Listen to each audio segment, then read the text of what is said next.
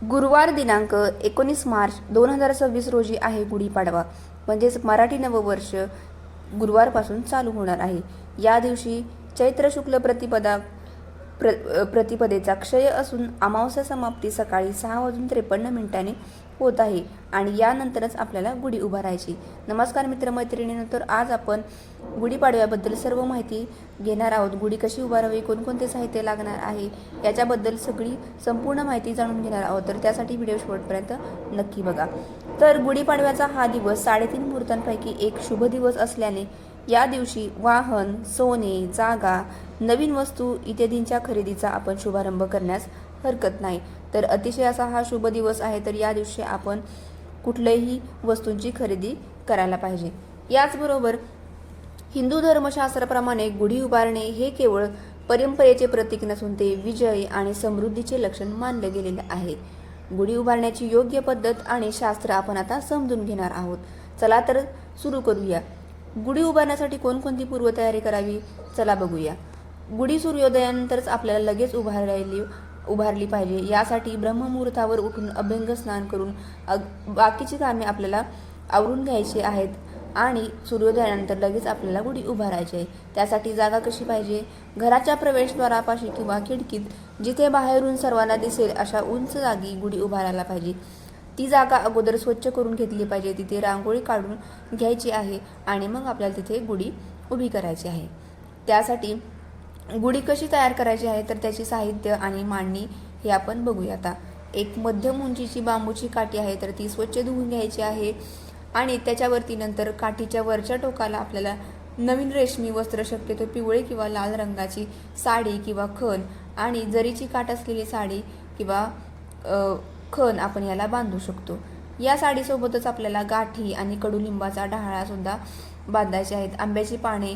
आंब्याच्या पानांचा डहाळा, कडुलिंबाच्या पानांचा डहाळा आणि साखरेची गाठी आणि ही साडी एकत्र करून आपल्याला त्या बांबूच्या टोकाला बांधून घ्यायचं आहे. सोबतच आपल्याला झेंडूच्या फुलांचा हार हा गुढीला अर्पण करायचा आहे.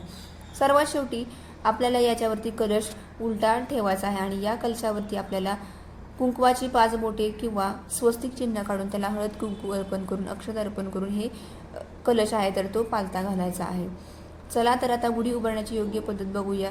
तर ही तयार केलेली गुढी जमिनीला स्पर्श होणार नाही अशा बेताने एका उंच ठिकाणी म्हणजेच पाटावर किंवा अशी अडकवून किंचित झुकलेली अशी उभारायला पाहिजे. तसेच गुढी उभारताना तिचे तोंड घराच्या बाहेरच्या बाजूला असावे. पूजाविधी आणि गंध अक्षता आपण कशा त्याच्यावरती व्हायला पाहिजेत, तर सुरुवातीला गुढीला हळद कुंकू आणि अक्षता वाहून नमस्कार करायचा आहे. नैवेद्यासाठी आपल्याला गुळ खोबऱ्याचा नैवेद्य दाखवायचा आहे किंवा श्रीखंडपुरीचा नैवेद्य त्याला आपण दाखवू शकतो. याचबरोबर यासाठी गुढीला आपण प्रार्थना करायची आहे. हे ब्रह्मदेवा, हे विष्णू, हे नवीन वर्ष आम्हाला आरोग्यदायी आणि सुख समृद्धीचे, आनंदाचे, भरभराटीचे जावो अशी प्रार्थना आपण या गुढीला करायची आहे. तसेच या गुढीपाडव्या दिवशी एक विशेष परंपरा असते, म्हणजेच की कडुलिंबाचे पाने आपण सेवन करतो. तर ही गुढी उभारल्यानंतर घरातील सर्वांनी कडुलिंबाची पाने, त्याच्यामध्ये गूळ, हरभऱ्याची डाळ, मीठ असं एकत्र करून हे सर्वांना प्रसाद म्हणून वाटायचं आहे. तर हे आरोग्यासाठी अतिशय उत्तम असं मानलं गेलेलं आहे आणि जीवनातील सुखदुःखाचा समतोल राखण्याचं हे प्रतीक आहे.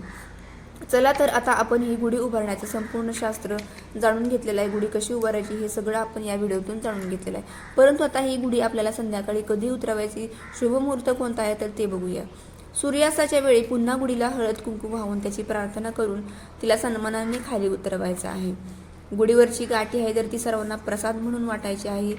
तर अशा प्रकारे सूर्यास्तानंतर आपल्याला गुढीला सन्मानाने खाली उतरवून घ्यायचं आहे. तर संपूर्ण गुढी उभारण्यापासून ते गुढी उतरवण्यापर्यंत आपण संपूर्ण याचा पूजाविधी पाहिलेला आहे. तर अशा प्रकारे नक्कीच तुम्ही सुद्धा तुमच्या घरी गुढी उभारा आणि हा दिवस अगदी आनंदाने, उत्साहाने आपण हा साजरा करूया. तर महत्त्वपूर्ण ही माहिती जर तुम्हाला आवडली असेल तर चॅनलला नक्की सबस्क्राईब करा. भेटूनंतर अशीच एक महत्त्वपूर्ण माहिती घेऊन. धन्यवाद.